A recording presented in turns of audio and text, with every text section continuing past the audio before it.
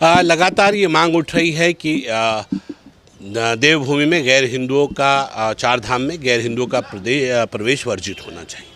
मैं मानता हूं कि देवभूमि उत्तराखंड है, इसके देवत्व को बचाना बहुत आवश्यक है।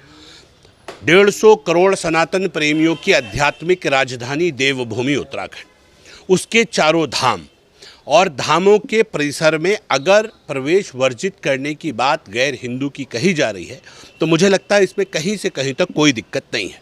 मेरा मानना है जिसकी आस्था माँ गंगा पर, माँ यमुना पर, बाबा केदार और बाबा बद्री पर न हो उसे नहीं आना चाहिए। हम अतिथि देवो भव के मानने वाले हाथ फैलाकर सबका स्वागत करते हैं, लेकिन हम सब ये भी जानते हैं कि आज भारतीय संस्कृति के ऊपर चारों तरफ से लगातार प्रहार किए जा रहे हैं। इंटेलिजेंस के लगातार ये इनपुट्स आ रहे हैं कि कभी भी ऐसे धार्मिक आयोजनों पर कुछ मिसहैपनिंग्स हो सकती है। सरकार की भी ये जिम्मेदारी बनती है और जो समितियां हैं मंदिरों की, उनकी भी जिम्मेदारी बनती है कि सब लोगों को सुरक्षा प्रदान करें, वहाँ की पवित्रता का ध्यान रखें।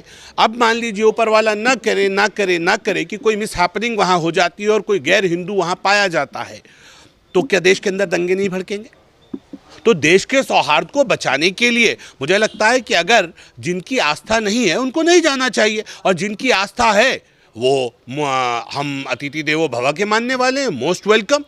आप नारा लगाइए हर हर महादेव का, हर हर गंगे का, आप आइए ना, कौन रोक रहा है आपको? आपकी आस्था होनी चाहिए, आप किसी भी धर्म के हों। लेकिन आप कहें आपकी आस्था भी नहीं है, तो फिर जब आस्था नहीं है तो आप क्या करने जा रहे हैं? अब आप कहते हैं कि वहाँ लोगों के कारोबार पर दिक्कत आ जाएगी, लोग वहाँ जो काम वालों को कौन रोक रहा है? और जो काम करने वाले लोग हैं मुझे लगता है वो आस्थावान लोग हैं, तभी वो वहाँ हैं, नहीं तो अपनी रोजी रोटी की तलाश कहीं और कर लेते।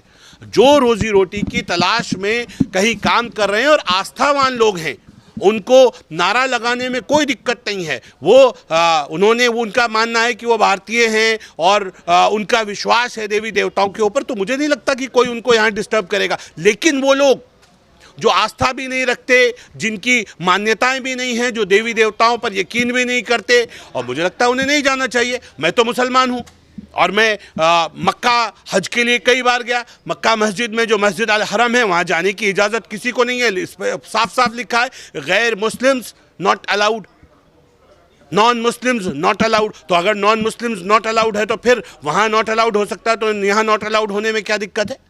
कोई दिक्कत नहीं होनी चाहिए। कुरान कहता है लकुम दीनुकुम वलिय दीन, आपका दीन आपके साथ, हमारा दीन हमारे साथ, और दीन में बहस नहीं होनी चाहिए। और हम एक भारतीय मुसलमान हैं, मैं कहता हूं अगर मेरे भाई नहीं चाहते कि मैं कहीं जाऊं तो मुझे जाने का बिल्कुल कोई अधिकार नहीं है। मुझे 2 कदम अपने आप पीछे हट जाना चाहिए, जिसमें मेरे भाइयों की, सनातन प्रेमियों की खुशी होगी। हम भारत का मुसलमान वो काम करेगा। अगर कोई कहता है भाई यहाँ आपके आने से हमें दिक्कत है, तो हमें 2 कदम खुद पीछे हट जाना चाहिए। यह है भारत, यह है हिंदुस्तान। ये कांग्रेस पार्टी और बाकी जो दल इधर उधर के नाम पे जो अपनी घटिया राजनीति कर रहे हैं, इनसे को अपनी राजनीति से बाज आ जाए। इस तरह की राजनीति अब देश बर्दाश्त करने के मूड में नहीं है।